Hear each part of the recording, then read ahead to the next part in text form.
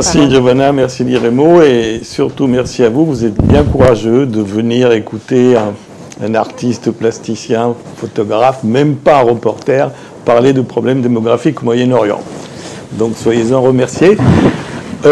Et justement, je voudrais quand même, avant d'aborder le cœur de la question, vous expliquer un petit peu quel est le sens, le contexte de ma démarche et le sens. C'est important. Donc je ne suis pas un expert, je suis un amateur, mais dans le bon sens du terme.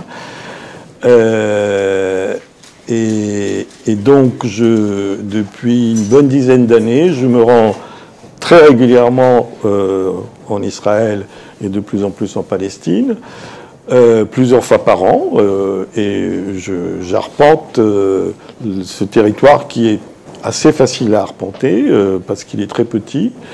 Je l'arpente régulièrement, souvent à pied. Donc je vais dans des tas d'endroits, des fois de manière concertée, préparée, des fois un petit peu au hasard. Et donc ça me permet de couvrir un petit peu. Donc ça, c'est une partie de mon expérience. Et l'autre partie de mon expérience, je la tire de conversations que j'ai avec des amis, avec des Israéliens, et c'est souvent très très intéressant d'avoir des conversations tout à fait informelles, mais qui portent un petit peu sur les opinions, la vie, les sentiments des gens, leur rapport à la réalité. Donc mon expérience, elle se base sur ces, je veux dire, sur ces deux aspects-là, et j'ai publié donc trois livres sur Israël ces dernières années. Donc si vous voulez les consulter, vous pourrez les consulter. Ce sont des livres photographiques. Et je travaille actuellement sur un projet donc, qui aura pour objet beaucoup plus la Palestine, qui sera toujours un travail photographique un peu différent de ces travaux-là. Donc je vais vous un petit peu déployer le plan de ma petite conférence.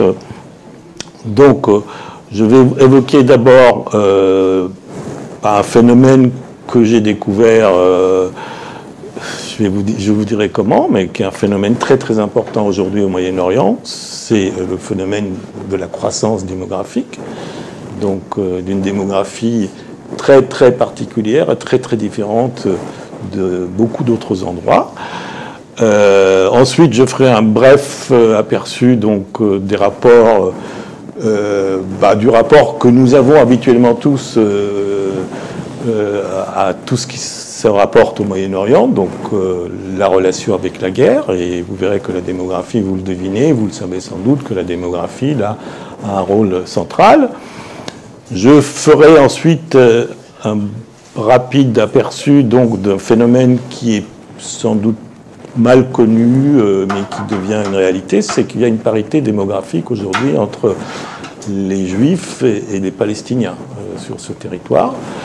Et on va essayer de voir quel est le sens de cette parité. Ensuite, j'aborderai la question des Haredim. Donc les Haredim, c'est les ultra-religieux, hein, c'est un mot hébreu qui désigne les ultra-religieux. Et la croissance vertigineuse de la population ultra-religieuse, donc le sens que cette croissance a. Et ensuite, les conséquences de tout ceci, et qui sont avant tout des conséquences à caractère environnemental, culturel et social. Et je finirai donc par une projection de photographie, non pas tant pour illustrer, ça va illustrer mes propos, mais ça sera surtout pour aborder peut-être des choses un peu plus, un peu moins cadrées, et je finirai par des conclusions. Donc je vais démarrer, avant d'aborder la question des densités, vous voyez, je vous ai préparé, alors ici les couleurs sont un peu, peu importe, mais deux types d'images. Donc les deux images supérieures sont prises en Israël, et les deux images inférieures sont prises en Palestine. Donc la première pensée qui nous vient à l'esprit, c'est avant-après, donc c'est effectivement, c'est un peu ça. C'est-à-dire avant, à gauche, en haut, en gauche, c'est a priori un kibbutz, et l'autre photo, c'est une photo qui a été prise il n'y a pas très longtemps au cœur de Tel Aviv. Et par contre, les deux photos du bas, elles ont été prises à peu près simultanément, et vous avez donc un aspect assez connu de la Palestine qui correspond à l'image très, très ancienne qu'on a de ce territoire aride, et vous avez à droite une photo des abords de Ramallah, de Kufr Aqab. Vous voyez qu'il y a un contraste très très fort entre ces deux réalités. Et ces deux réalités, les deux images de gauche, elles n'ont pas disparu. Hein, c'est-à-dire qu'elles sont toujours présentes. Alors, je vous explique qu'il y a une particularité. Alors, l'image de palestinienne en bas à gauche, elle a été prise au sud du mont de Hébron. Et l'image en haut, elle est un peu particulière. Ce sont des photos qu'un colon m'a montré, un colon qui était à Gaza. Donc, il fait partie de tous ces gens qui ont été déplacé par Ariel Sharon en 2005, si je ne me trompe pas. Et donc, mais ça représente assez bien l'image traditionnelle du kibbutz. Hein, donc c'est une image assez idyllique. Et d'ailleurs, vous avez deux réalités qui n'ont pas disparu. Vous avez encore des kibbutz en Israël, vous avez encore des espaces qui ressemblent à ces images un peu vieillies. Et bien entendu, en Palestine, vous avez encore beaucoup d'espaces qui ressemblent à ça. Mais si on laisse de côté un peu le paysage, en fait, les deux images de droite, elles sont beaucoup plus prégnantes parce que le plus gros de la population en Palestine et en Israël vivent ou vivront dans des réalités qui sont les réalités des photos de droite. En Palestine, on va nuancer un peu plus parce que en Palestine, vous avez deux types d'habitats. Vous avez un habitat très très urbain comme Ramallah ou Jérusalem-Est, ou comme va devenir Hébron. Mais vous avez aussi des grands bourgs qui sont des vraies villes. Tout près de là où j'ai pris la photo, il y a une ville qui ressemble à un grand village, mais qui était une agglomération de 100 000 habitants.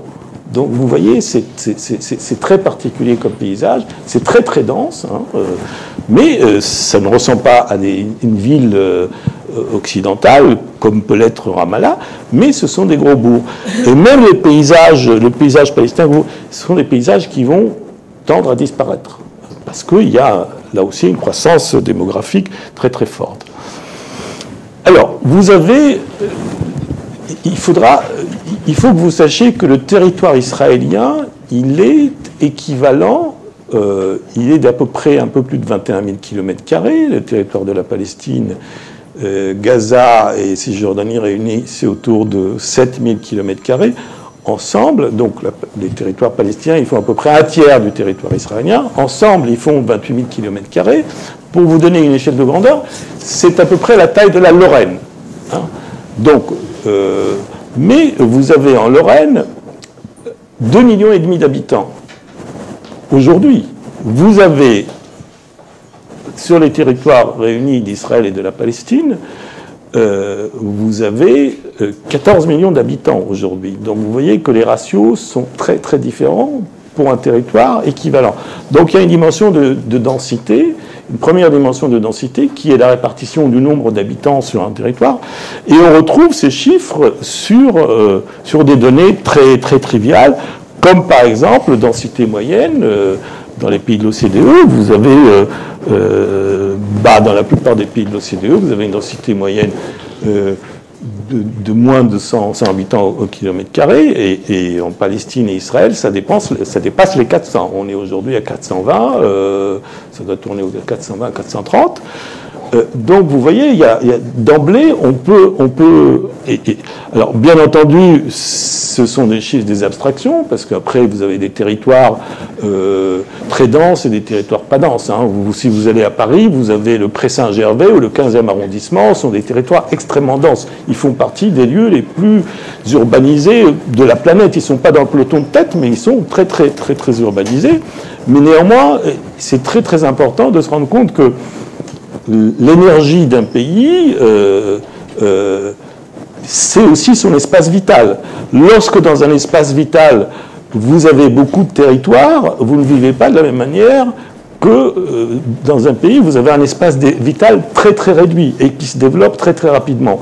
Et le problème du Moyen-Orient aujourd'hui, c'est cette contradiction-là.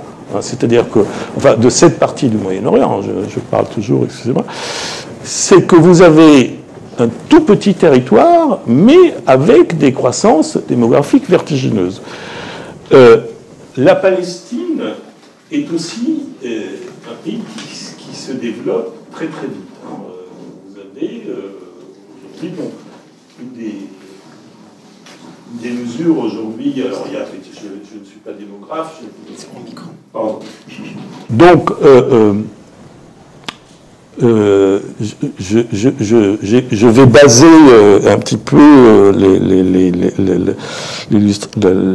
les chiffres sur une donnée qui est fondamentale, c'est celle du taux de fécondité actuel, qui est une bonne mesure pour, c'est pas l'unique, donc il y en a d'autres, après il faut nuancer, donc tous les chiffres que je vais vous donner, prenez-les essentiellement comme des tendances. Hein.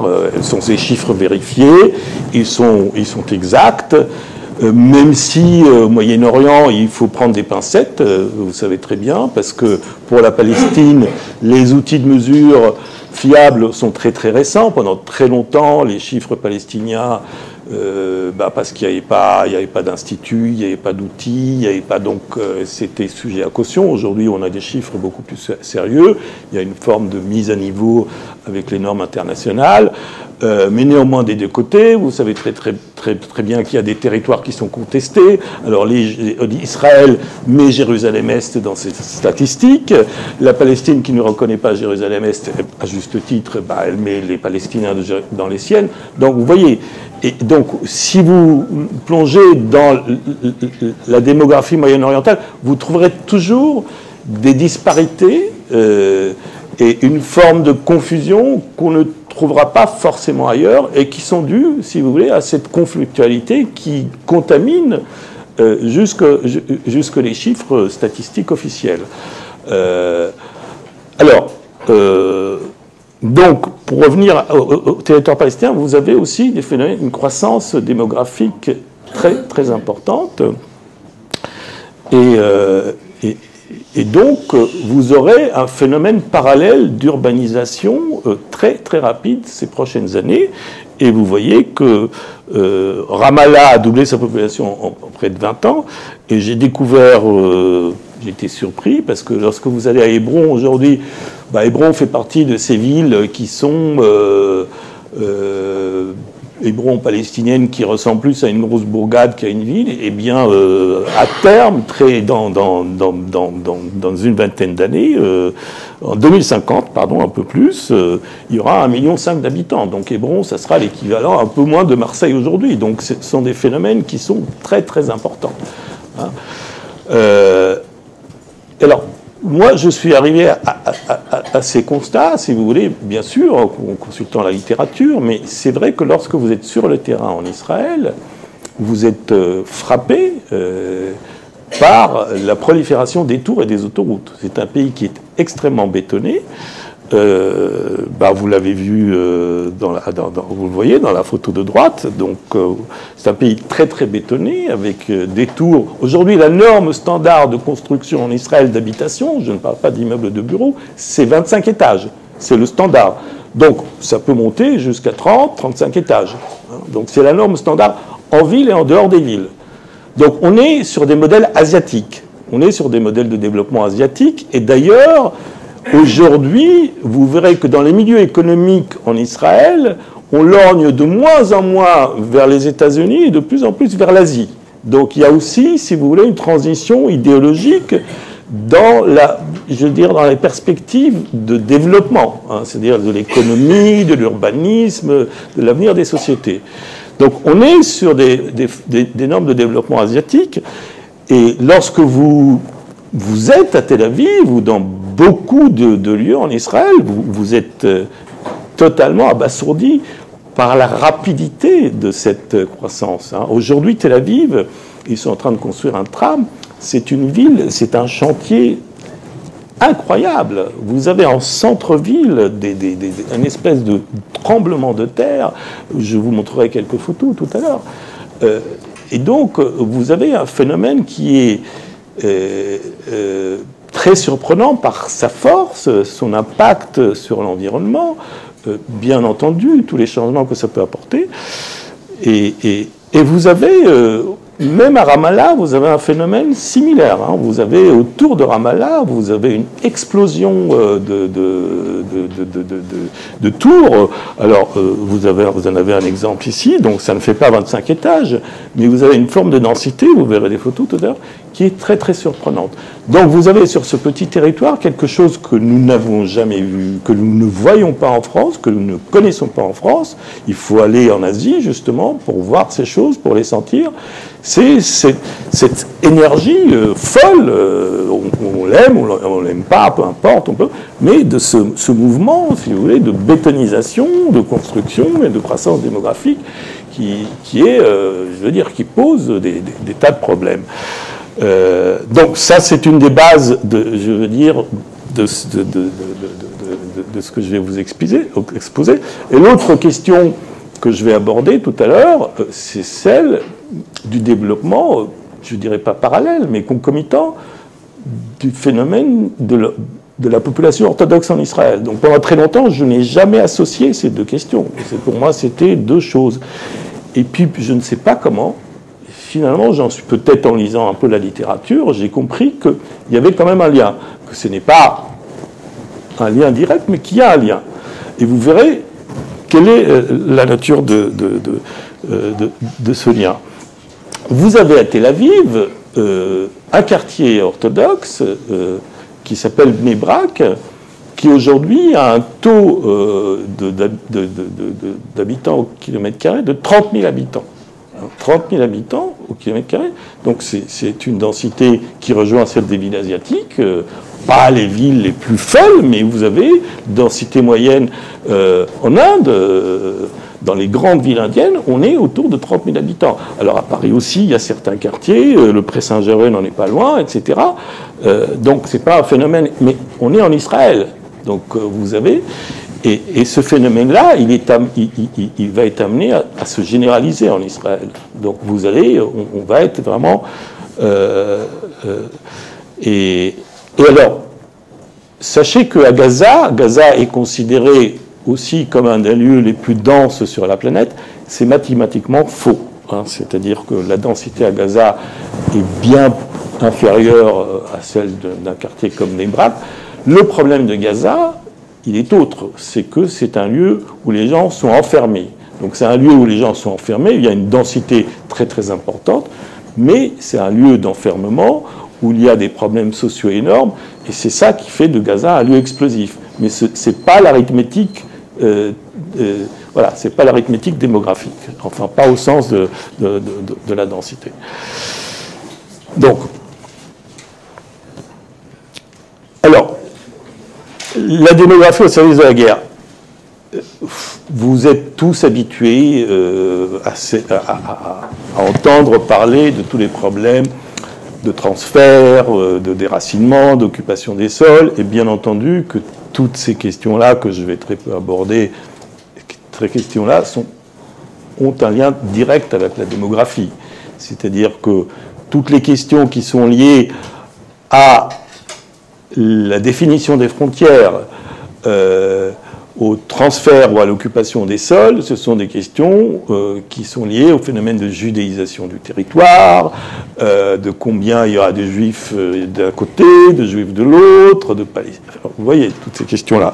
Par contre, c'est vrai que la tendance à mettre l'accent sur une forte natalité a toujours été en Israël une préoccupation très très présente.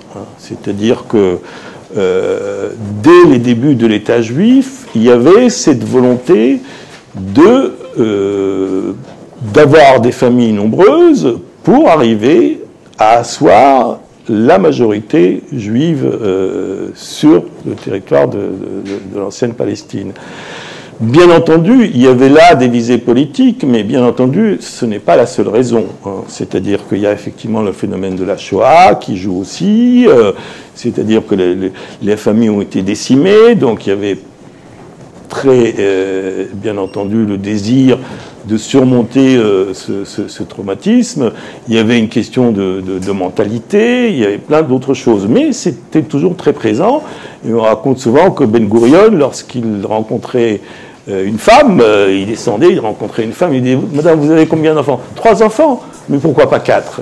Et si la femme lui répondait « 5 enfants », il disait « 5 enfants, mais pourquoi pas 6 ?» Donc il avait toujours ce message subliminal à faire passer dans la population.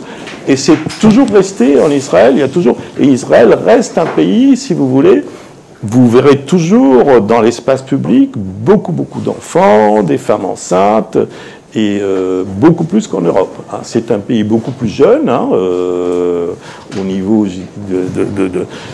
de l'âge de la population, et c'est un pays où la famille, ça reste un pays très méditerranéen, où la famille est très très présente. Donc,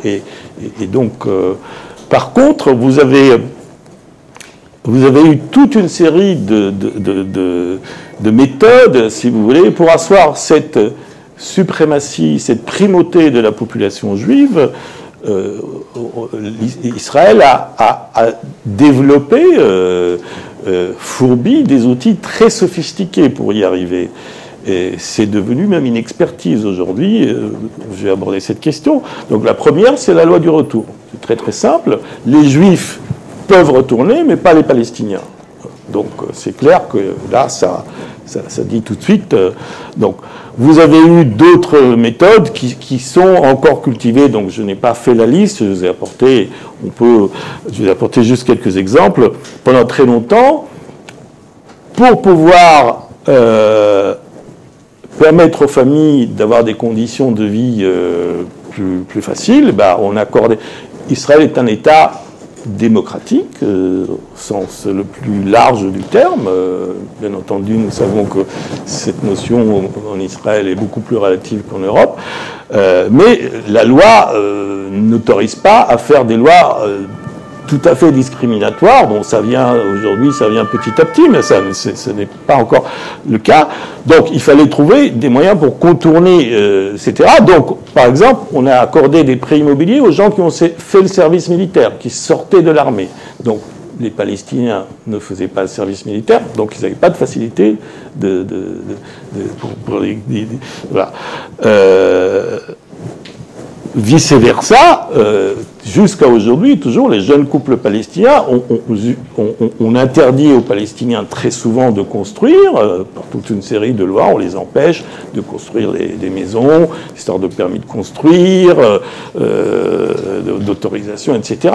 Donc inversement, les jeunes Palestiniens, et aujourd'hui c'est un vrai problème, parce qu'il y a une explosion démographique donc, en Palestine, et il y a aussi...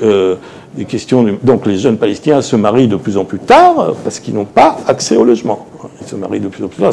On retrouve des phénomènes similaires au Maghreb, on l'a vu ce matin, mais une des raisons en Palestine, c'est qu'on n'a pas accès au logement. Donc les jeunes Palestiniens aujourd'hui n'ont pas la même facilité d'accès au logement que les jeunes couples israéliens. Vous avez Israël à longtemps. Alors en Israël, l'avortement a toujours été admis, toléré. Par contre, il a toujours été taxé.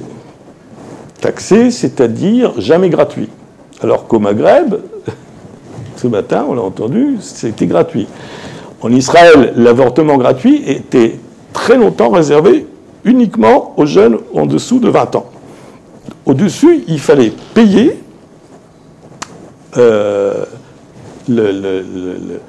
tous les services liés à l'avortement, y compris la pilule. Donc c'était un moyen aussi de limiter les effets. Pour les Palestiniens, inversement, donc toutes ces questions étaient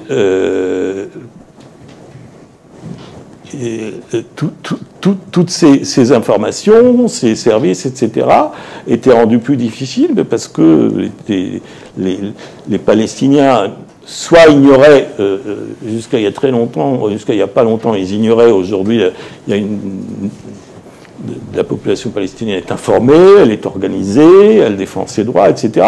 Mais ça a pris du temps. Donc pendant très longtemps, ils ne connaissaient pas leurs droits, donc ils ne connaissaient pas les droits de l'État, donc ils ne demandaient pas leurs droits au niveau de tout ce qui est trait justement à l'avortement, à la naissance, etc. Et et donc, et Israël a bien... par exemple, ils ont, pendant très longtemps, ils ont dit on veut bien mettre des maternités, des ambulatoires, donc des services sociaux, dans les territoires palestiniens à l'intérieur d'Israël, on veut bien les mettre, mais à condition qu'il y ait systématiquement un service de planning familial. S'il n'y a pas de planning familial, etc., on ne les met pas. Pourquoi? C'était pour limiter les naissances. Donc vous voyez, donc tout ça c'est très sophistiqué hein, comme méthode, mais il y a eu donc aujourd'hui donc toutes ces pratiques, si vous voulez, elles ont donné lieu à un développement très sophistiqué des méthodes de calcul et d'organisation de la population sur le territoire. Et vous avez entre, je dirais, ces choix qui sont des choix politiques, qui sont des choix démographiques, qui sont des choix et le développement des outils technologiques, il y a eu une convergence.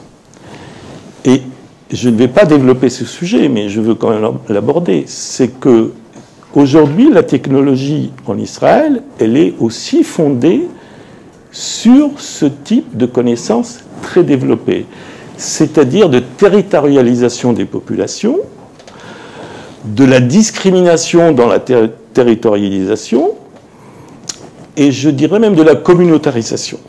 Donc vous voyez que entre démographie, développement technologique et répartition pour dire les choses de manière plus neutre, répartition des populations sur les territoires, il y a là une convergence en Israël et au Moyen-Orient, cette partie-là du Moyen-Orient, très très intéressante.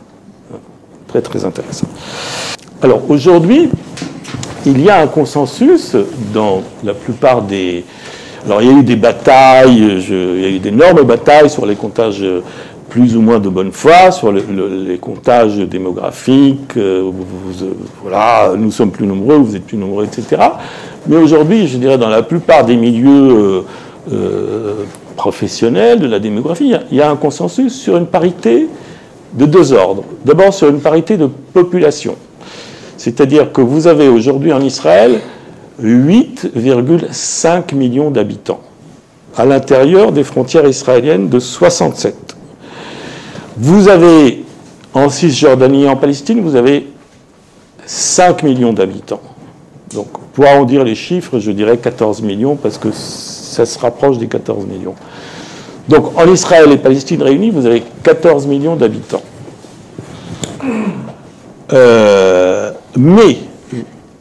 Mais vous avez 20% de Palestiniens en Israël. Donc, si vous faites la répartition entre Palestiniens d'une part, des deux côtés des frontières, et Juifs d'une part, vous avez une parité, quasiment une parité. Vous avez à peu près 6,78 Juifs et 6,78 Palestiniens. Et sur ces chiffres-là, aux quelques virgules près, à quelques centaines de milliers près, il y a un consensus. Et aujourd'hui, vous avez aussi une parité au niveau des taux de fécondité stabilisés. Donc, appelons ça les taux de fécondité. Le taux de fécondité, c'est quoi? C'est le nombre d'enfants qu'une femme peut avoir pendant la période où elle peut avoir des enfants. Le nombre moyen des enfants. Il est de 3, non pas 3%, mais de 3, aussi bien du côté juif que du côté palestinien. Mais vous avez une forme de croisement dans les deux populations. Parce qu'en Palestine, ce chiffre il intervient après une dégringolade. C'est qu'il y a 20 ans, si vous voulez, il était beaucoup plus élevé. Il était de l'ordre de 6%. Donc il y a eu une lente dégringolade en Palestine. Et conjointement, en Israël, vous avez, même si la moyenne est identique, vous avez dans certains secteurs, et notamment le secteur des juifs ultra-orthodoxes, une montée en flèche du taux de fécondité. Mais les moyennes font qu'on a une parité. Vous avez aujourd'hui, par exemple, entre Gaza et la Cisjordanie, les taux ne sont pas les mêmes. À Gaza, vous avez une fécondité supérieure Mais les moyennes, elles sont identiques. Donc, on est à une forme de parité qui est très intéressante, parce que pour un certain temps, je ne sais pas pour combien de temps, elle neutralise un petit peu cette paranoïa, vous voyez, de la guerre démographique. Hein. C'est-à-dire qu'elle nous dit qu'on peut peut-être commencer à penser à autre chose. Hein, parce que, d'ailleurs, mais sachez qu'avec un taux de fécondité pareil, la croissance... Alors, je vais vous donner quelques repères mondiaux. Aujourd'hui, en France, on est à moins de 2%. On doit être autour de 1,8%. C'est la moyenne des pays de l'OCDE. Alors, Israël fait partie de l'OCDE. Il y a une vingtaine de pays. Ce sont les pays les plus développés, entre guillemets. Donc, Israël fait partie des pays de l'OCDE. La moyenne de l'OCDE, elle est inférieure à la moyenne française. Elle doit être autour de 1,6 ou 1,7. Donc, au sein de l'OCDE, Israël, c'est le pays qui a le taux le plus élevé. Donc, taux de fécondité le plus élevé. Donc, un peu au-dessus de 3. J'ai mis 3 par commodité, mais c'est 3,1 ou 3, je ne sais pas quoi. Vous avez en Chine, aux États-Unis, dans tous les pays développés, on est en dessous de... On est soit à 2 ou en dessous de 2. En Chine, on doit être aujourd'hui en dessous de 2, même si ça va peut-être changer avec la nouvelle politique.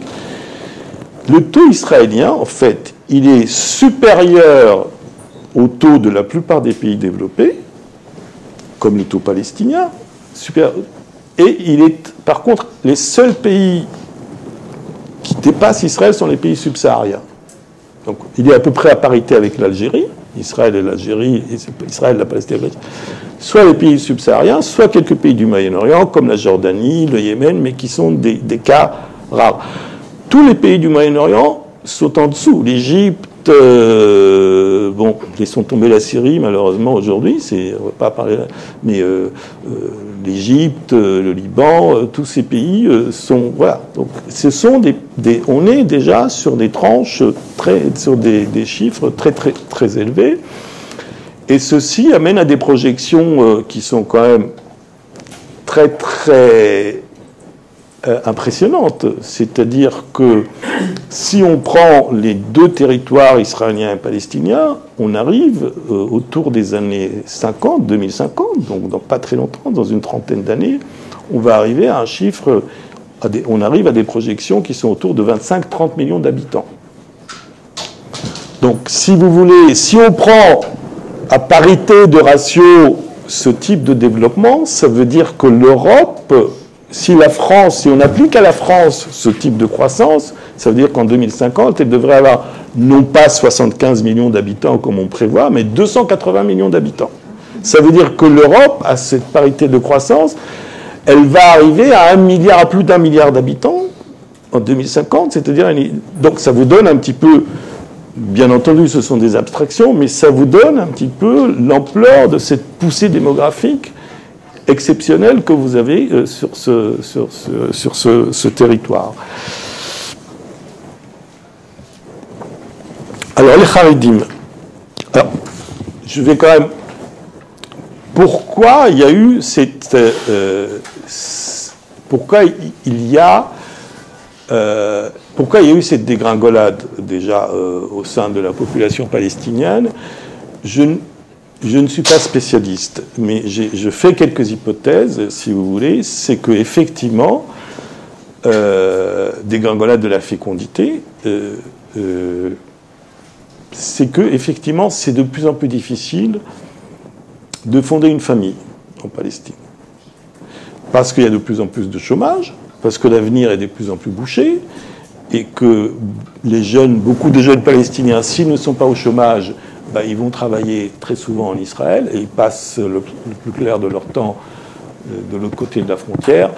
Et bien entendu, c'est plus compliqué de fonder une famille quand on n'est pas là que quand on est là. Et puis, si vous voulez, c'est vrai que l'économie palestinienne, et c'est une économie qui reste une économie encore assez familiale et très tribale, et donc dans une famille élargie en Palestine, restent quand même des familles assez large, eh bien, quand il y a une ou deux personnes qui travaillent, cet argent-là, il ne va pas à la famille, mais une partie va à la famille, parce que on est solidaire.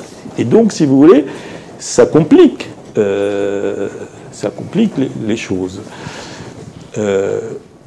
Vous avez un phénomène similaire en Israël, c'est-à-dire que les logements sont de plus en plus chers, l'accès à la propriété est de plus en plus difficile, même s'il y a plus d'argent, la vie est de plus en plus dure, mais ça crée un phénomène contraire, puisque vous avez une montée, vous avez assisté à une montée de la fécondité. Eh bien, je pense que c'est parce que en Israël, si vous voulez, la famille devient un refuge. C'est-à-dire que l'intérêt de la vie, il est de moins en moins il est de plus en plus porté sur le quotidien, le noyau familial, et les gens, les activités humaines se restreignent de plus en plus. C'est mon interprétation. Donc vous avez des phénomènes qui sont similaires en Israël et en Palestine, mais qui conduisent à des effets différents. Alors, vous avez assisté, on assiste en Israël à un développement foudroyant de la population ultra-orthodoxe. C'est-à-dire que la fécondité moyenne des familles non orthodoxes, elle est en dessous de 3. Mais dans les familles orthodoxes, elle est aujourd'hui autour de 6,7. Donc plus du double. Elle est en voie de stabilisation, elle est montée, il y a eu une montée en flèche, mais elle est en voie de stabilisation parce que ça pose des gros problèmes à la fois au niveau de l'État et au niveau des familles. Mais ça conduit à quoi? Ça conduit à des perspectives officielles d'un développement ultra rapide de la part de ces ultra-orthodoxes dans la population. Donc vous voyez qu'à terme, on prévoit qu'en 2060, ils vont être 30... Alors, toutes ces projections, bien dans toutes les projections et les chiffres que je vous donne sur l'avenir, elles sont à réalité constante. Donc il faut les prendre avec des pincettes, il ne faut pas les prendre comme ni comme des prédictions, ni comme des faits établis. Ce sont des projections, réalité constante, et bien entendu, vous savez que la réalité, elle peut changer très rapidement. Donc les guerres, les cataclysmes, les catastrophes, mais aussi des basculements culturels peuvent changer. Mais à réalité constante, on prévoit que d'ici 40 ans, vous aurez en Israël 30% de juifs ultra-orthodoxes. Donc vous voyez que cette confessionnalisation, cette communautarisation d'Israël n'est pas un phénomène purement intellectuel ou idéologique. C'est un phénomène qui a des racines sur des réalités démographiques qui sont très très lourdes de conséquences. Une des choses que des messages que je veux essayer de faire passer dans cette démonstration, et c'est vrai que le phénomène de plateau, de parité, je pense qu'il peut aider à asseoir cette chose, c'est que le vrai problème, enfin, c'est peut-être pas le vrai, mais ça va être un problème fondamental en Israël et en Palestine dans les décennies à venir. Ça sera autant la question environnementale, écologique, sociale, que la question nationale. Donc c'est pour ça qu'il faut, si vous réfléchissez au Moyen-Orient, il faut sortir peut-être du schéma habituel du conflit, du simple conflit. Il sera persistant, je ne pense pas que ça va finir par se résoudre un jour, mais pas dans un avenir proche. Donc cette réalité, nous allons continuer à la voir, mais elle sera quand même très relativisée par tous les problèmes environnementaux que cette croissance démographique va poser et qu'on voit déjà aujourd'hui sur le terrain. C'est une des régions les plus polluées de la planète. C'est une région qui est archi-bétonnée. C'est une région qui est déjà aride, semi-aride, et donc c'est une région qui va avoir des problèmes climatiques de plus en plus lourds, parce qu'il y aura de moins en moins d'espaces verts, donc une évaporation de plus en plus rapide, des changements climatiques vont être avoir de plus en plus d'incidences. Vous avez aujourd'hui, Israël est un pays bouché sur le plan de la circulation, vous avez des problèmes énormes de circulation en Israël, vous avez les autoroutes se multiplient. Israël est le BTP israélien, ils sont très performants, hein, ils sont très experts, ils savent faire, je n'appellerais pas ça des beaux immeubles, mais ils savent faire des immeubles, et ils savent faire des autoroutes, et ils savent faire ça très très vite. C'est impressionnant, je vous assure. Mais ils ne suivent pas. Lorsque vous êtes sur le terrain, vous voyez bien qu'ils n'arrivent pas à suivre. C'est-à-dire qu'ils vont très vite, ils construisent et ils sont toujours dépassés par la réalité. Donc aujourd'hui, vous avez des bouchons non seulement à Tel Aviv, mais au cœur de la Galilée, qui n'est pas forcément une région la plus urbanisée, mais le soir, vous avez des bouchons partout. C'est-à-dire le matin et le soir, vous avez des bouchons partout. Vous avez un système de transport qui n'est pas très performant, parce que le modèle au Moyen-Orient, en Israël, c'est la voiture privée. Les services publics, il y a très peu de services publics. Israël est un pays qui consacre très très peu d'argent aux services publics. Hein. C'est quand même un pays ultralibéral, donc très très peu d'argent aux services publics. Donc, le développement de la voiture est impressionnant. Donc ça va être... voilà, donc vous voyez que... Alors, des problèmes écologiques sont très très graves, et vous aurez aussi des défis économiques très très importants, notamment avec le développement des populations religieuses, parce qu'il faut que vous sachiez que la pauvreté aujourd'hui en Israël, c'est les populations religieuses. Et la grande majorité, la population, 50% des ultra-orthodoxes en Israël vivent en dessous du seuil de pauvreté. Donc, qui dit 30% de la population, ça veut dire subsides, subventions, parce que ces gens-là, donc, voilà, alors, je finirai par quelque chose qui me semble aussi très très intéressant au Moyen-Orient, c'est que vous avez tous ces phénomènes que je viens de vous décrire sont des phénomènes qui rappellent beaucoup les pays sous-développés. C'est-à-dire que vous avez à la fois une forme de modernité et petit à petit on va dans des formes d'arriération sociale et environnementale. Et ce phénomène-là, il est très très important au Moyen-Orient. Je vais prendre un exemple et je vais terminer avec ça, la ghettoisation. Vous savez très très bien qu'Israël a développé, ça va avec ce que je disais sur la statistique, a développé des outils d'enfermement, mais pas seulement d'enfermement, de ghettoisation communautaire très sophistiqués. Tant et si bien que c'est devenu un produit d'exportation. Ça va avec la technologie. Et je constate que cette ghettoisation croissante du territoire conduit, si vous voulez, au fait qu'il y a une forme de mimétisation entre ce qui se passe à Gaza et ce qui se passe en Israël, même si les niveaux sont totalement inégaux. À Gaza, les gens sont pauvres, en Israël, les gens sont riches, relativement riches. À Gaza, il n'y a pas de services, il y a très peu de services sociaux. En Israël, ce n'est pas le cas. Mais vous avez au niveau de cette ghettoisation, de cet enfermement, quelque chose de très très lourd qui atteint jusqu'au cœur d'Israël. Et ça, j'appelle ça un phénomène de sous-développement.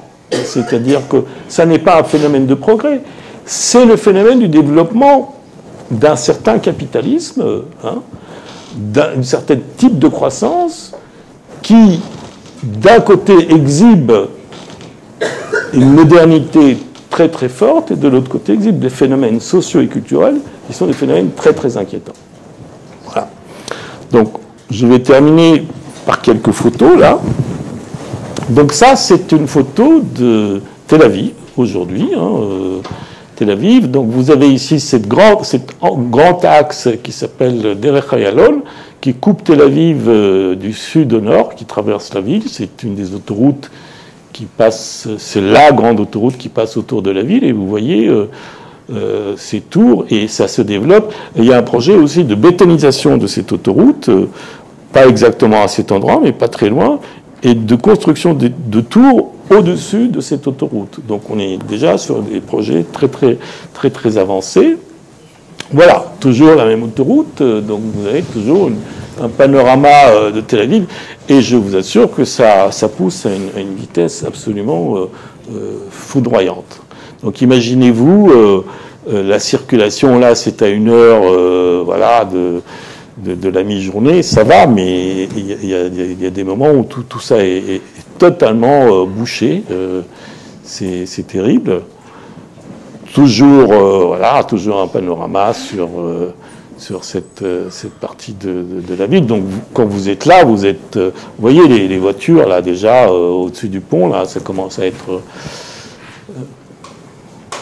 ça, c'est de l'habitation. Au centre de Tel Aviv, donc on n'est pas dans du bureau, on est dans de l'habitation. Donc, vous voyez, c'est à la fois très sophistiqué et complètement fou. C'est très sophistiqué. Alors, le modèle... Alors, vous savez que les quartiers les plus chics à Tel Aviv sont là, au-dessus de l'autoroute. Alors, c'est une aberration pour nous, Européens, si vous voulez. Comment au-dessus de l'autoroute? Pourquoi? Parce que le modèle, c'est l'habitation de luxe, le parking et l'autoroute. Et l'idée, si vous voulez, c'est de pouvoir circuler. Donc vous voyez que la circulation et la rapidité, ça devient quelque chose de prioritaire. Et moi, j'ajouterai une couche, mais là, c'est l'artiste qui parle. L'idée, c'est d'être dans la merde et de s'enfuir de la merde. Donc vous voyez, c'est un message subliminal contraire. Voilà. Vous voyez, donc ça, c'est...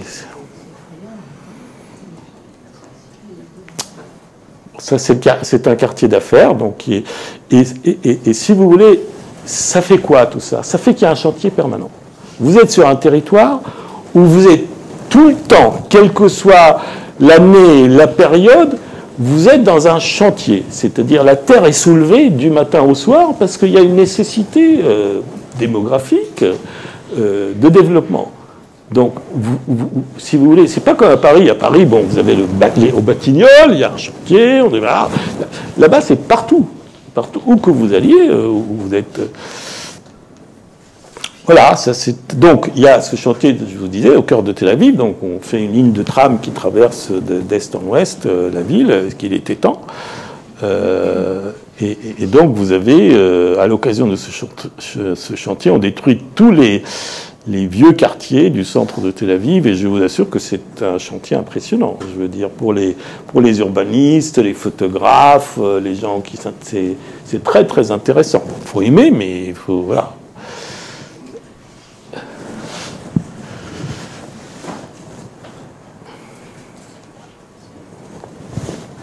Voilà, ça c'est Tel Aviv, on se croirait en Asie, mais non, on est au cœur de Tel Aviv.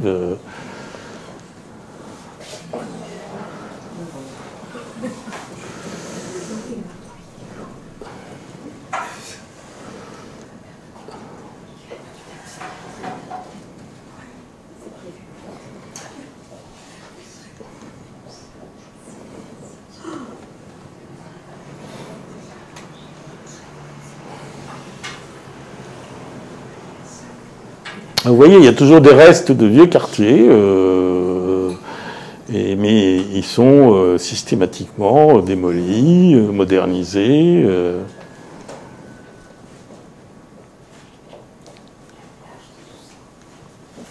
Alors, ici, on est passé aux colonies. Hein, donc, on est dans une colonie dont le nom est très emblématique, ça s'appelle Har Choma, la montagne du mur.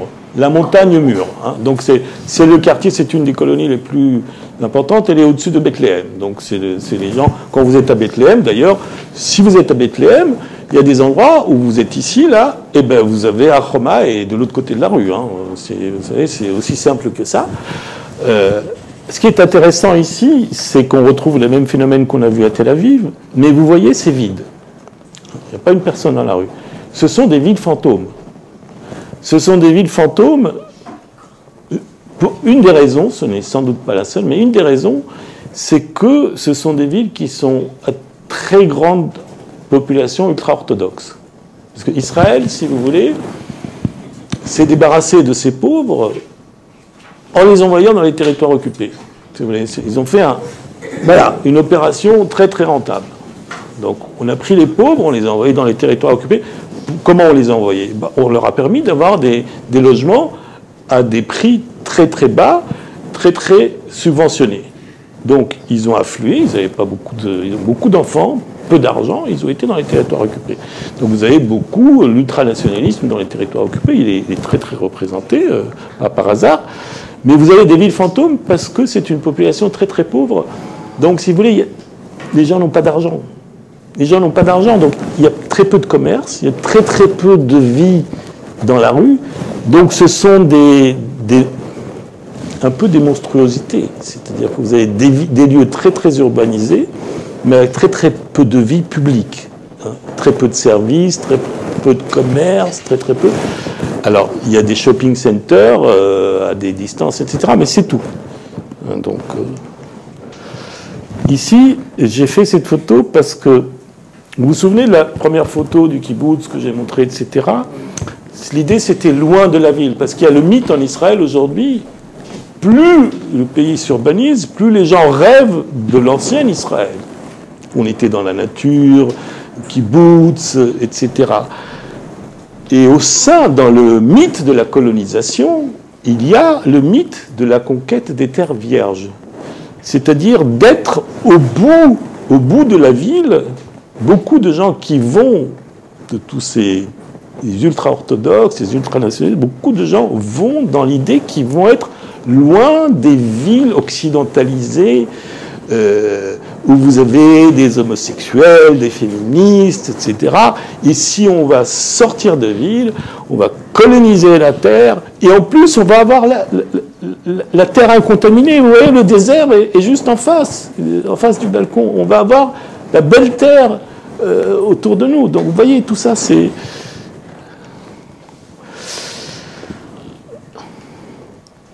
Vous voyez le type de densité que ça crée. À Homa, vous voyez ces montagnes de béton. Ici, on est à Ramallah. Donc, ça devrait faire l'objet d'une recherche très très intéressante. On est lorsque vous traversez Kalandia, pour passer de Jérusalem à Ramallah, vous traversez un territoire qui est un no man's land, qui s'appelle Kufr Aqab, où vous avez ce type de phénomène, c'est-à-dire d'une densité galopante. Et vous avez un phénomène que je ne vais pas développer ici, mais qui est que ce territoire n'est ni en Israël ni en Palestine, administrativement parlant. C'est-à-dire que c'est un territoire qui fait partie d'Israël, mais qui est de l'autre côté du mur, mais dont Israël n'assume pas ses devoirs administratifs. Donc, pas de police, pas d'administration. Donc, c'est un territoire où tous ces services sont assumés par des regroupements informels locaux. Donc, on a là, si vous voulez, des espaces avec des phénomènes urbains très, très intéressants. À la fois sur le plan de l'organisation de l'espace, de l'organisation de la société et des implications politiques que ça a. Bien entendu, le but d'Israël, Israël fait ça pourquoi? Pour vider Jérusalem de la population palestinienne, parce que les gens qui viennent ici sont des gens qui habitent à Jérusalem mais qui n'ont plus les moyens d'habiter à Jérusalem, ou souvent des couples mixtes dont un des deux membres ont la résidence en Israël mais l'autre pas. Il y a des couples mixtes de Palestiniens ou des Palestiniens qui ont le droit de circuler, d'être de l'autre côté des Palestiniens. Donc ils viennent ici, ils sont du bon côté, ils sont à côté de Jérusalem, ils sont du bon côté, mais ils sont de l'autre côté du mur. Donc ce sont, voilà, je vais pas, mais c'est très très intéressant. Donc, le problème, c'est que, alors ici on est à Silouane, donc Jérusalem-Est, en face de la vieille ville, mais vous voyez que même ici, vous avez des formes d'habitat qui sont très anciens, mais avec une densité aussi qui est très très très très forte. Et là, vous êtes à Bethléem. Donc, vous voyez qu'à Bethléem aussi, vous voyez, il y a un mitage du paysage très très très galopant aussi, à un rythme bien moins visible, mais Et là, on est à Ramallah, donc ça c'est un paysage tout à fait ordinaire à Ramallah. Donc vous voyez la prolifération de tours. Alors on n'est pas sur les tours de Tel Aviv, mais on a quand même une prolifération très très grande d'habitations, de tours, toujours à Ramallah. Donc vous voyez, c'est... Et donc vous voyez que la typologie de construction n'est pas la même, les règles ne sont pas les mêmes, mais globalement ce sont des phénomènes parallèles, similaires. Toujours à Ramallah, donc là on est au centre-ville, au centre-ville. Bon, c'est pas au centre de la vieille ville, mais on est pas très loin de la mairie. Voilà, on est à Kufr Akab, donc vous voyez tout ce surgissement comme ça d'immeubles, de tours. Et il y a aussi, alors ici, il y a un phénomène, c'est celui des permis de construire, voilà, les permis de construire, et donc aussi de gros risques, parce que si vous voulez, comme rien n'est surveillé, c'est fait d'une manière, donc voilà, ce sont des immeubles qui sont souvent sujets à des risques majeurs, enfin plus importants que dans les constructions normales.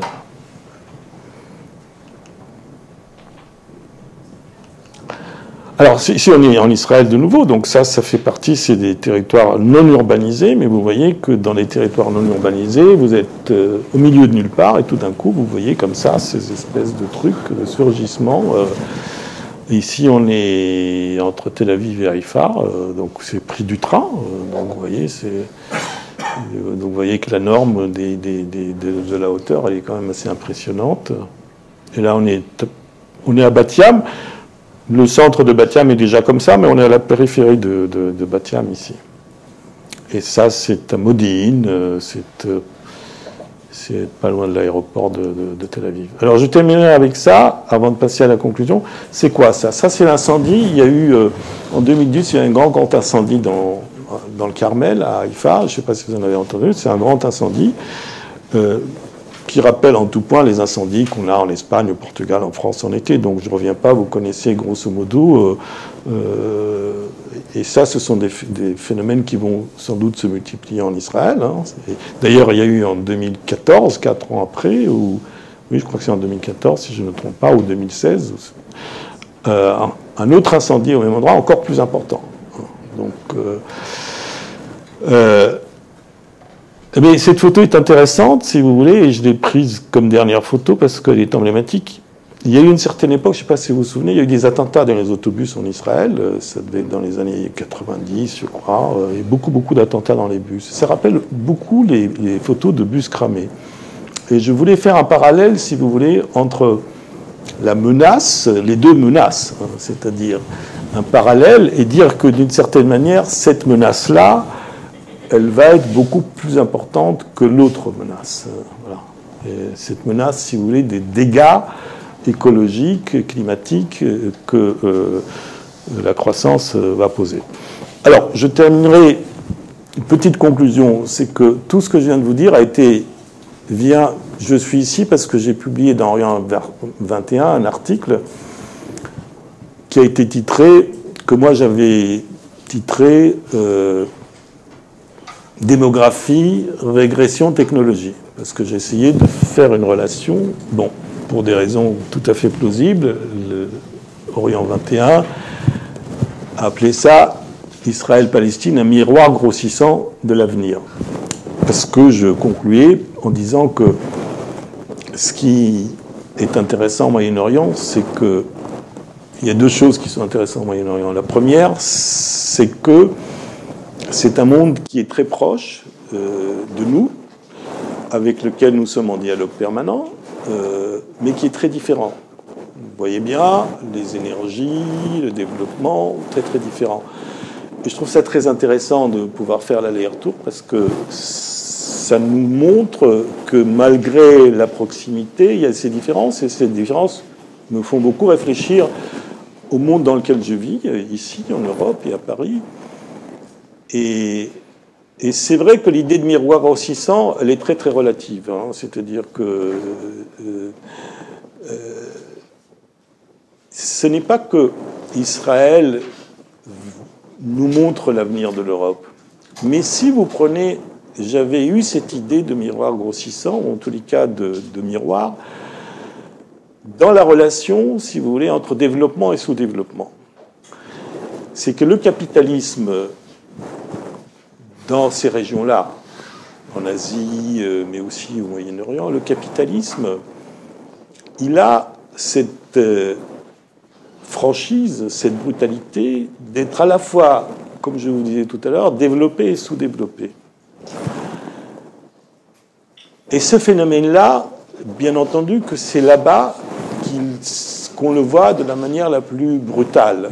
Mais c'est un phénomène qui va nous atteindre, qui nous atteint et qui va nous atteindre aussi. C'est-à-dire que de la même manière que le terrorisme est arrivé en Europe, nous aurons affaire de manière très très différente à des phénomènes similaires. Nous aurons affaire à des phénomènes similaires, c'est-à-dire à cette conjonction entre des formes de développement technologique, économique,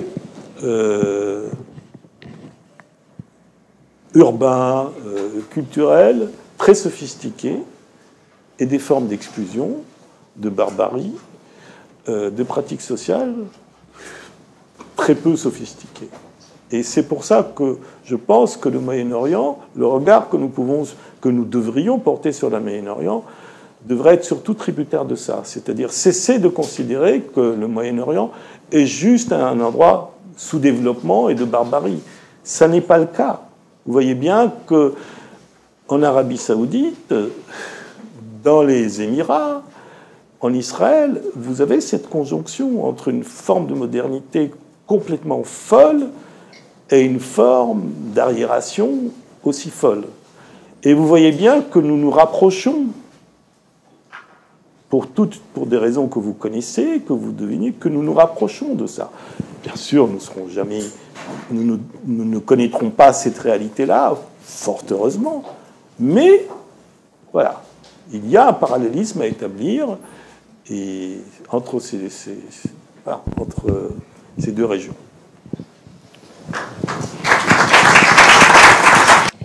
Vous parlez à un moment d'un taux de suroccupation hospitalière.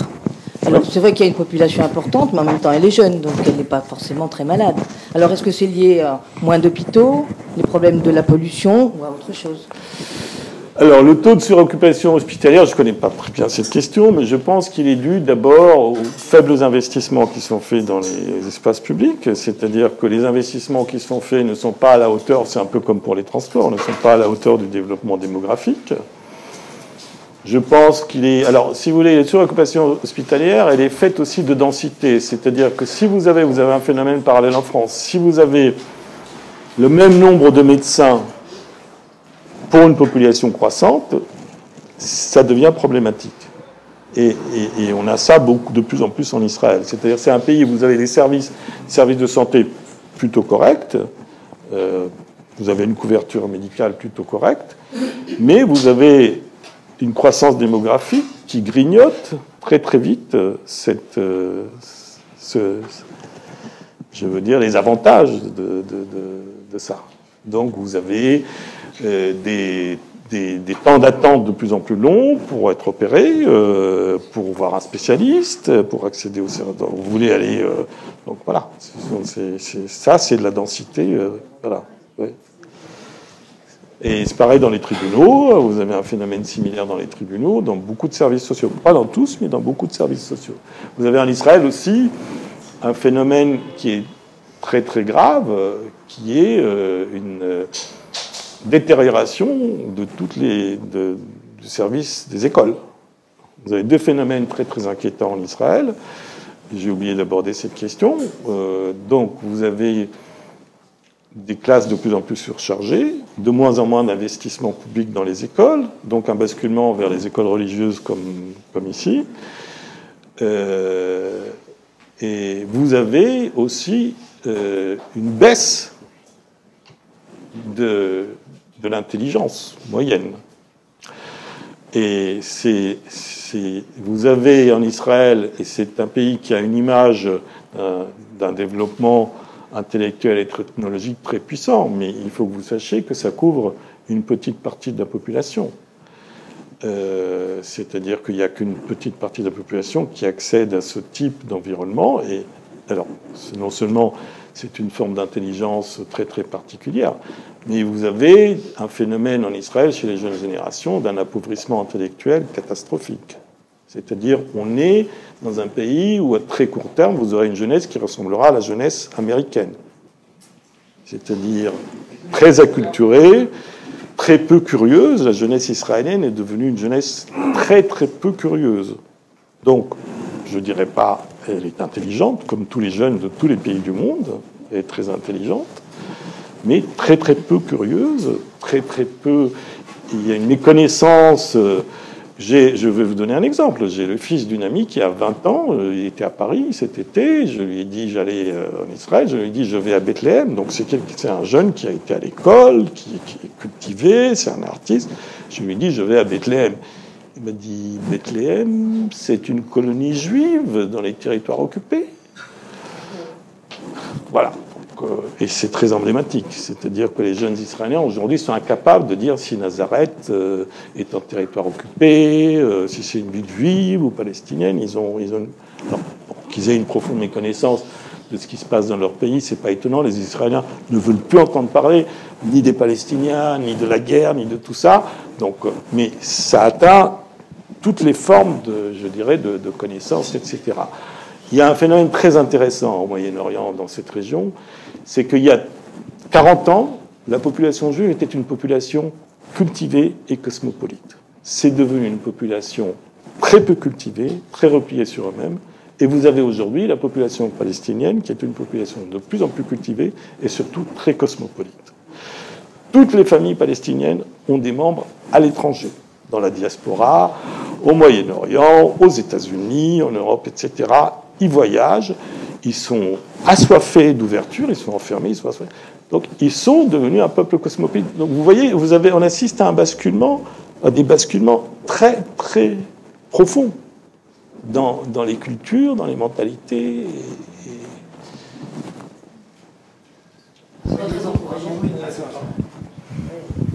Oui, une question, d'où vient l'argent pour assurer ce développement de toutes ces routes, tous ces immeubles, toutes ces colonies ? Ça coûte cher quand même de construire à cette vitesse. Bien, vous savez, il y a de l'argent en Israël. C'est un État vous savez, c'est un État où les salaires... Alors, c'est un État où il y a beaucoup de travail. Israël est en dessous de toutes les normes de l'OCDE pour tout ce qui est social. Donc, il y a au niveau de la scolarité, au niveau des travailleurs pauvres.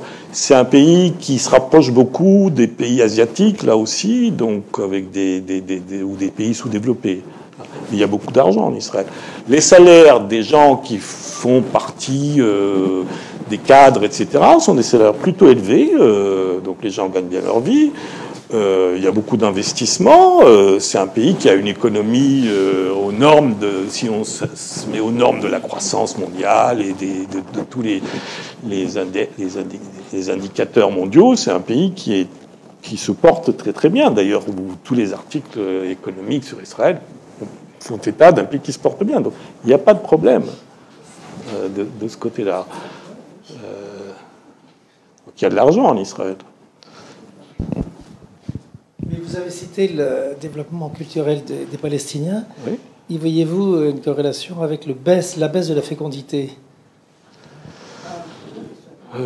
C'est-à-dire la baisse de la fécondité dans la population. Oui, il y a une modernisation, bien entendu. Vous avez une convergence dans les modes de vie entre les Palestiniens et Israël. C'est d'ailleurs, je pense que c'est une des voies de la solution. C'est-à-dire que vous avez malgré tout, malgré toutes les différences, malgré tous les écarts, vous avez quand même des convergences au niveau des modes de vie, de consommation. À l'intérieur des frontières de 67, c'est évident, mais même entre les territoires, la Cisjordanie, laissons Gaza de côté, c'est pas le cas, mais entre la Cisjordanie et Israël, vous avez une convergence. Vous avez un phénomène très très intéressant. Je parlais avec Giovanna l'autre jour. Vous avez un phénomène très très intéressant. C'est la pénétration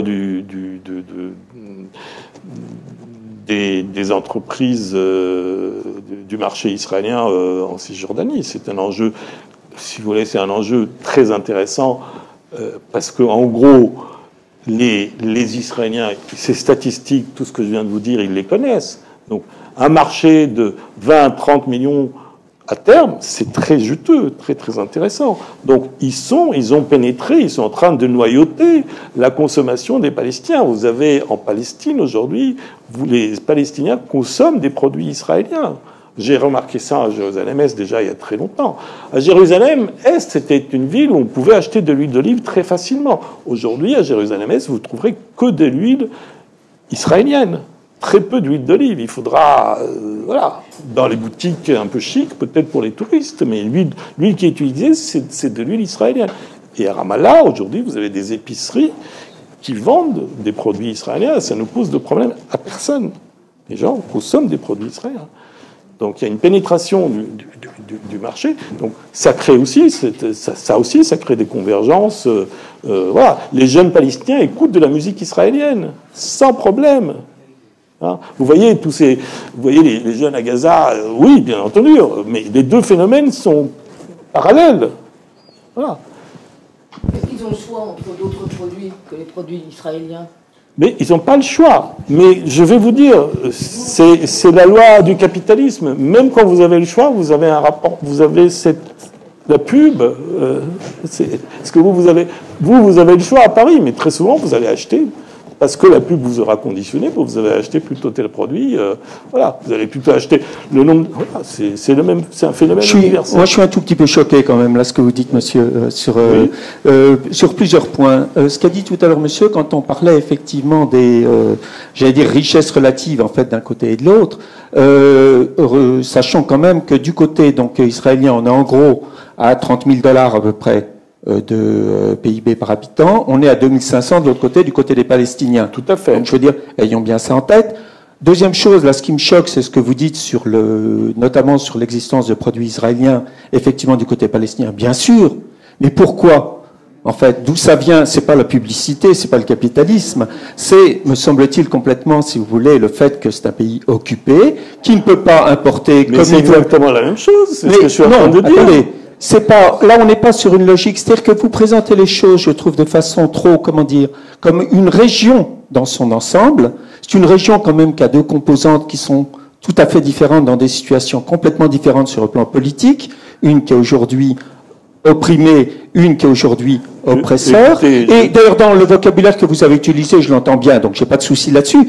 Mais ce que je voudrais pointer, si vous voulez, c'est que le fait, aujourd'hui, que du côté palestinien, effectivement, on a beaucoup de produits israéliens, mais parce que les gens n'ont pas le choix, tout simplement, parce qu'ils viennent, en fait... Je suis tout à fait d'accord. Oui, non, mais donc c'est pas un effet de la publicité, c'est un effet du fait que l'économie palestinienne est une économie qui est complètement dédéveloppée, comme on dit, c'est-à-dire qu'on empêche de se développer. Regardez l'ensemble des éléments qui viennent de la Banque mondiale, du FMI et d'autres, en fait, qui disent bien que si la Cisjordanie, en fait, parlons que de ça, n'était plus sous le contrôle en fait israélien comme elle l'est aujourd'hui, son PIB se multiplierait par 2 de façon extrêmement rapide. C'est pas moi qui le dis, c'est le FMI, la Banque mondiale. Monsieur, je suis tout à fait d'accord. Oui, mais je trouve que votre présentation là, sur cette espèce de fusion et entre en fait deux composantes qui sont complètement différentes, a un côté un peu comment dire, comme s'il était naturel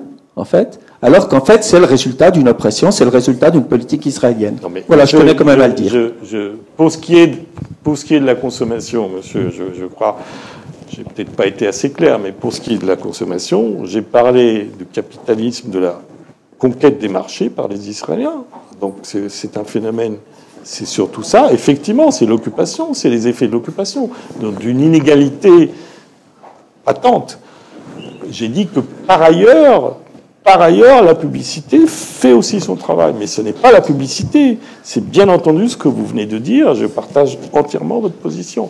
Ce que je voulais simplement dire, c'est que peut-être qu'en Europe, on a toujours l'idée que cette inégalité crée des mondes totalement étanches et cloisonnés. C'était ça le but. C'est que ces mondes ne sont pas étanches et cloisonnés. C'est qu'il y a une circulation permanente qui est bien sûr peut être très inquiétant, très problématique, très complexe, mais qui a aussi un bon côté. C'est une forme de rapprochement. Après, Voilà, c'est tout. Mais je partage tout à fait votre analyse. Oui, j'avais une question concernant la dégradation apparente donc des conditions de vie en Israël. Ouais. Et je me demandais si les élites ne sont pas tentées d'émigrer, et notamment de partir aux États-Unis. Alors, vous avez raison. Alors, c'était très intéressant ce matin. J'ai assisté donc à la présentation parce que il faisait la corrélation. Donc, le démographe, c'était un démographe, faisait la corrélation, si vous voulez, entre croissance démographique et immigration. C'est-à-dire qu'il disait à parité de situation, lorsque la démographie explose, ça crée de l'immigration. Alors, vous avez des diasporas israéliennes très importantes à l'étranger. Les chiffres sont assez difficiles parce qu'Israël masque tous ces phénomènes, c'est pas leur intérêt.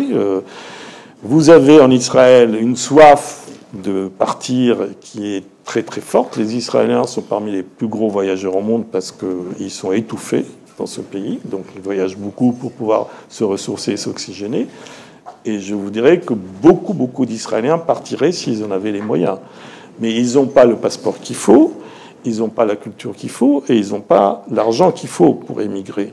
Donc, effectivement, je pense que c'est un sujet, ça aussi, c'est un sujet d'avenir. Au Moyen-Orient, c'est l'immigration. D'ailleurs, on voit qu'autour d'Israël, ça pète dans tous les sens. Mais en Israël aussi, ça va finir par devenir un problème crucial, je pense, mais je n'ai pas de boule de cristal. Merci. Je voulais poser la question concernant la croissance démographique des Juifs ultra-orthodoxes. Oui. Et votre projection sent comme dans une trentaine, peut-être trentaine d'années, ces ultra-orthodoxes finiront par étouffer la démocratie et l'existe quand même israélienne. Alors que dans les pays musulmans, les ultra-orthodoxes musulmans, je prends l'exemple de l'Égypte, empêchent la démocratie de clore, de s'épanouir. Et on l'a vu au moment des élections après le 2011, les ultra-orthodoxes musulmans ont écrasé par leur raz-de-marée cette éclosion, cet espoir de démocratie. Mais vous avez cette parité, c'est la parité. Israël se présente volontiers comme un pays occidental, mais c'est un pays profondément moyen-oriental. D'ailleurs, les ultra-orthodoxes, juifs et musulmans, ils ont les mêmes outils, ils ont la même tronche, ils ont les mêmes outils, ils ont la même idéologie, ça fonctionne sur les mêmes recettes politiques, sociales, communautaires, d'entraide. Donc, c'est exactement la même logique. Et le problème d'Israël, si vous voulez, c'est qu'aujourd'hui, l'éducation est aux mains des ultra-religieux. Donc, c'est qu'ils vont étouffer le peu de culture qui reste en Israël, ils vont l'étouffer. Donc, ça va être non seulement un problème économique et culturel, ça va être un problème vraiment de l'intelligence de ce pays. D'ailleurs, on le voit dès aujourd'hui. C'est un pays qui est en train de s'étioler très rapidement, de s'assécher sur le plan intellectuel. Les jeunes en Israël, les jeunes qui ont des ambitions, ils veulent quoi? Ils veulent la Silicon Valley. Un point, c'est tout. Rien d'autre. Rien d'autre. Donc, ça va être... Moi, j'ai fait, dans cet article, j'ai fait une forme de prédiction comme ça. J'ai fait une forme de prédiction. Parce que si ça continue, Israël va devenir quoi? Ça va devenir un pays spécialisé dans la biotechnologie et dans les technologies sécuritaires. Et toute l'intelligence va aller là. Donc ça va être un pays dont l'intelligence, elle va être cantonnée à ça, à l'échelle d'une nation. C'est très intéressant de voir comment l'intelligence d'une nation est totalement spécialisée. Et en dehors de ça, c'est le désert.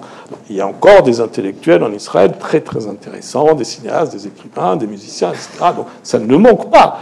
Mais si vous voulez, c'est rien. C'est pas eux. D'ailleurs, ce sont des gens qui vivent à l'étranger ou de l'argent qu'ils gagnent à l'étranger, pas de ce qu'ils gagnent en Israël.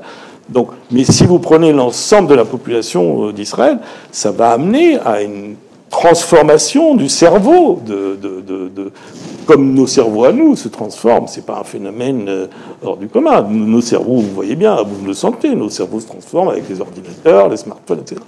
Donc voilà. Et il y a cette question-là qui est cruciale. Non, je voulais juste rebondir sur ce que dit le monsieur là. Je crois qu'il y a aussi, vous n'avez pas évoqué ce problème, il y a un gros problème voulu par les Israéliens, mais bien évidemment, de transport des marchandises à cause des murs, etc. C'est-à-dire l'huile de Naplouse, on sait qu'ils font beaucoup d'huile d'olive, ne peut pas arriver ni à Ramallah ni à Bethléem. Ceci dit, quand on habite Bethléem, on est obligé d'acheter de l'huile d'olive israélienne. C'est imposé, mais c'est voulu par les Israéliens. Mais tout à fait, c'est eux qui dictent les règles. Et je profite d'avoir le micro pour vous poser une question. Aridim, ça veut dire quoi en hébreu? C'est une religion? Alors non, Harada, c'est... Alors je ne sais pas, écoutez, je suis très peu versé dans le judaïsme et dans la religion. Je sais que ce terme signifie une forme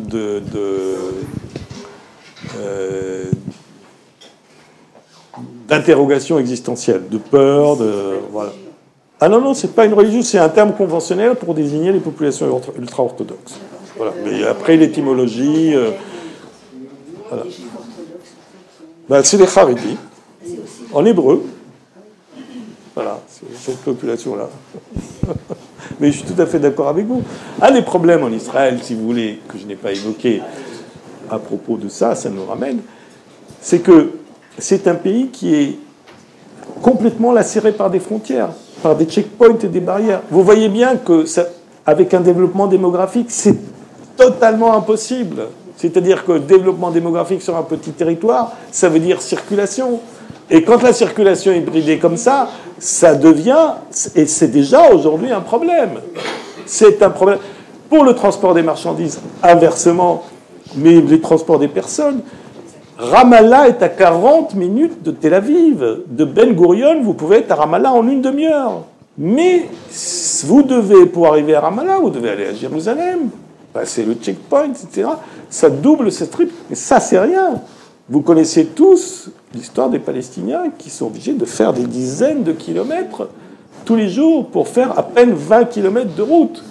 Donc vous voyez bien que la multiplication de ces... C'est ce que je disais, rapprochement. C'est que même pour les Israéliens, ça va devenir un problème. Mais ça, pour l'économie israélienne, ça va devenir... Pour la distribution des marchandises, ça va devenir un problème. Donc on est dans un univers de plus en plus kafkaïen. C'est-à-dire qu'on a des parcours, les parcours en Israël, les parcours que les gens font. La circulation, c'est un truc aberrant. Lorsque vous voyez les autoroutes, vous avez l'impression que tout est droit et tout est lisse, mais pas du tout. Pas du tout. Donc... Oui. J'ai regardé les photos extraordinaires du développement de Tel Aviv et de tous ces immeubles. Et en fait, c'est Dubaï qui vient en tête comme exemple. Tout à fait. Alors, je pensais à cette artiste palestinienne que vous connaissez peut-être, qui s'appelle Larissa Sansour, qui a détourné la fameuse affiche de l'entre-deux-guerres qui s'appelle Visit Palestine. Oui. Et elle a fait une affiche qui s'appelle Nation Estate, Living the High Life. Et on voit un grand immeuble où est concentrée toute la Palestine, chaque étage étant une ville.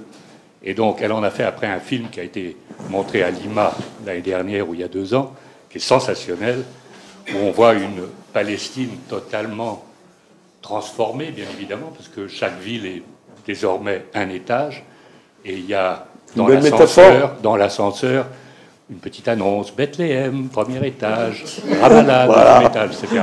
Et il y a des oliviers en pot pour faire couleur locale. Tout à fait. Larissa Sansour a fait une œuvre absolument géniale. Par ailleurs, c'est une très très bonne artiste, originaire de Bethléem, comme son nom l'indique. Mais j'étais à Ramallah il y a 2 ans pour un petit festival d'art contemporain qui vous fait faire le passage du mur checkpoint de façon extrêmement compliquée. Et j'étais très frappé par tous ces immeubles. Alors, beaucoup plus anarchiques encore moins élevés, mais plus anarchiques qu'à Tel Aviv. Bien sûr. Beaucoup de ces immeubles sont vides. Oui. Et on pose la question aux Palestiniens, savoir pourquoi. Et chaque fois, on reçoit des réponses différentes. Et vous savez combien les rumeurs sont persistantes dans le monde palestinien, combien les explications sont hasardeuses. Jamais j'ai réussi à avoir de véritables réponses à ça. Spéculation, détournement, façon pour l'autorité de recycler son argent, blanchissage, blanchiment d'argent. Oui. C'est très Je pense que c'est toutes ces... Je n'ai pas de réponse, mais je pense que c'est toutes ces réponses à la fois. C'est un phénomène spéculatif. Je pense que les Israéliens ont intérêt aussi à favoriser ce phénomène, justement, pour produire un exode.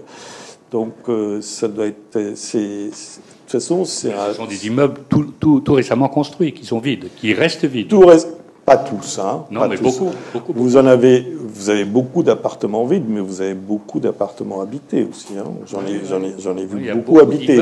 Mais c'est vrai que le taux d'inoccupation est assez élevé. Je pense qu'il y a aussi, si vous voulez, il y a un vrai problème auquel j'ai fait allusion, c'est un problème de la qualité de la construction. Donc, vous avez autour de la construction de ces immeubles beaucoup de scandales immobiliers. Vous avez des balcons, ça arrive aussi en Israël, très rarement, mais c'est arrivé en Israël, hein, des balcons qui tombent sur des immeubles flambant neufs. Donc vous avez des phénomènes, si vous voulez, d'accidents, de choses qui sont très très graves. Donc ça jette un froid chez beaucoup de gens. Donc ça crée. Vous avez des scandales aussi autour de la construction de ces immeubles. Donc vous avez des problèmes des luttes entre investisseurs. Il y a une concurrence entre investisseurs très très forte. Il y a aussi des phénomènes semi-mafieux, comme en Israël. Hein, c'est pas un phénomène palestinien. Mafieux, c'est peut-être le mot est peut-être fort, mais vous avez des phénomènes d'argent facile, voilà, d'argent facile, de spéculation qui sont faites, des bancos. Et c'est vrai quand c'est fait dans des conditions qui sont pas très normées, pas très surveillées, ça crée des vides, voilà, des passages à vide. Trop cher aussi, sans doute, tout à fait.